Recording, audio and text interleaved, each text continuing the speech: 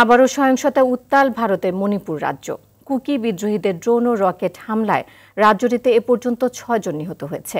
এদিকে রাজ্যের নিরাপত্তা ব্যবস্থার পরিবর্তনের দাবিতে রাজধানী ইম্ফলে বিক্ষোভ শুরু করেছে শিক্ষার্থীরা।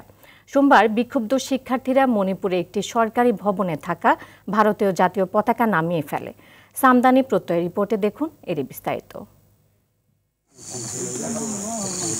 ২০২৩ সালে শুরু হওয়া মেইতি ও কুকি সম্প্রদায়ের মধ্যে জাতিগত সহিংসতা টানা কয়েক মাস বন্ধ থাকলেও আবারও তা বড় আকার ধারণ করেছে ভারতের মণিপুর রাজ্যে।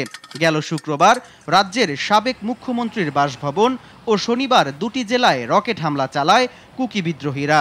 এতে নিহত হয় কমপক্ষে ৬ জন। পরিস্থিতি নিয়ন্ত্রণে আনতে ইতোমধ্যেই বন্ধ ঘোষণা করা হয়েছে রাজ্যের সব শিক্ষা প্রতিষ্ঠান।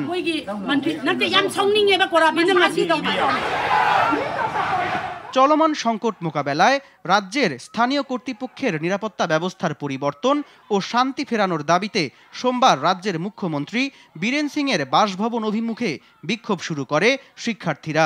বিক্ষুব্ধ শিক্ষার্থীরা হামলা চালায় বিভিন্ন সরকারি কার্যালয়ে। পরিস্থিতি নিয়ন্ত্রণে আনতে লাঠিচার্জ ও টিয়ার গ্যাস নিক্ষেপ করে নিরাপত্তা বাহিনী।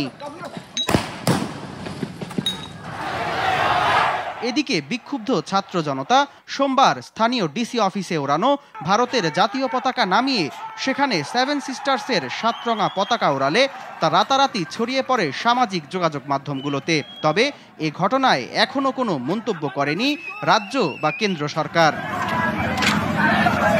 সামদানি প্রত্যয়, RTV।